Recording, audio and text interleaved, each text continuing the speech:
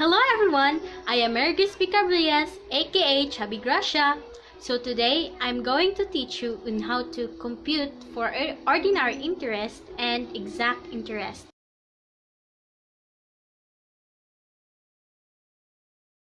But before that, I will first define what is ordinary interest and exact interest. Ordinary interest is the investment finance definition, based on a 360-day year instead of a 365-day year, while exact interest is based on a 365-day year.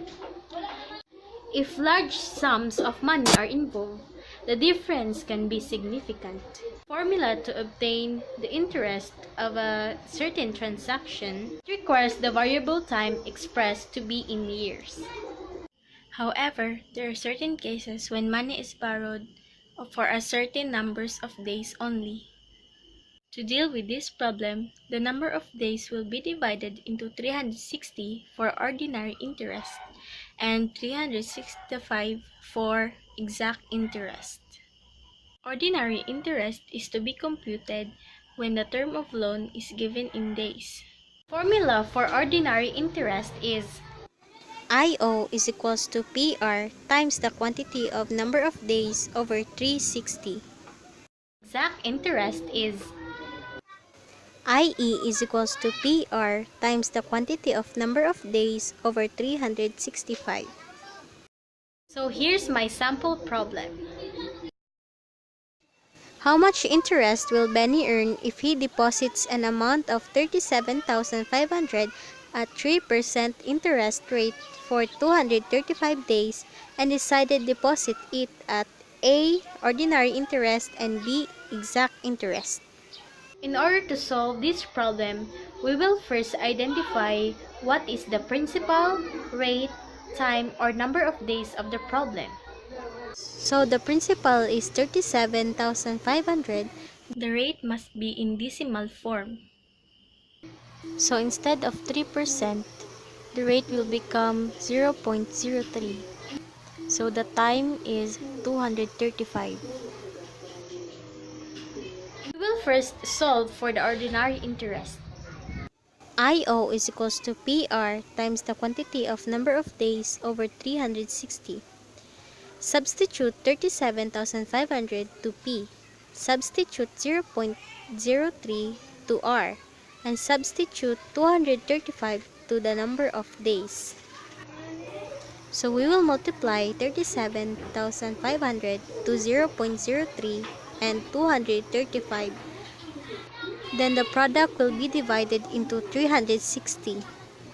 So the answer is 734.38. Therefore, Benny will earn 734.38 interest if he deposits an amount of 37,500 at 3% interest rate for 235 days and decided to deposit it at ordinary interest. We will now proceed to exact interest.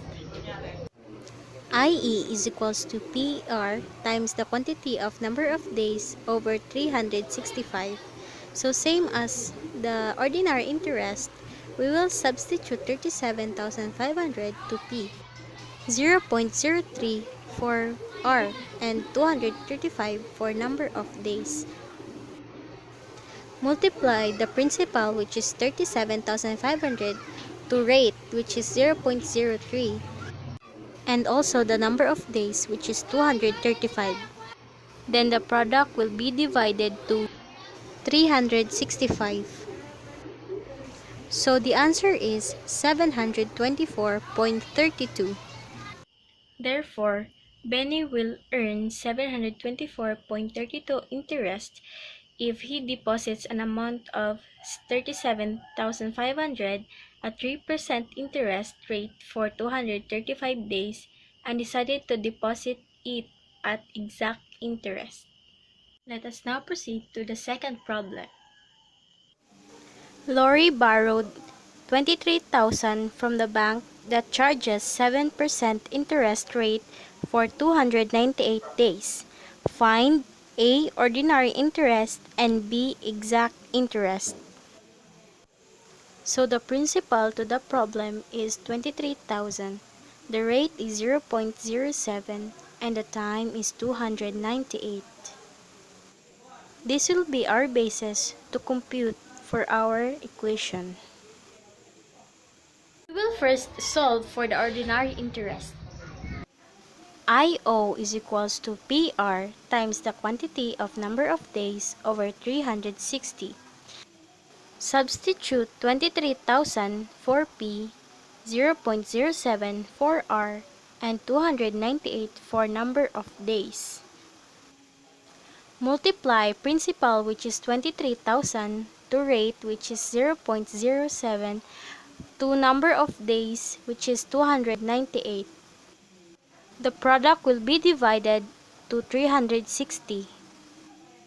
So the answer is 1,332.72. We will now proceed to exact interest. IE is equals to PR times the quantity of number of days over 365. We will substitute 23,000 for P, 0.07 for R, and 298 for the number of days. Same as to ordinary interest, we will multiply 23,000, which is the principal, to rate, which is 0.07, and also the number of days, which is 298. The product will be divided to 365. So the answer is 1,314.46. Well done! Easy, right? I hope you have gathered knowledge about this video. Don't forget to click thumbs up. Have a good day. Thanks for watching.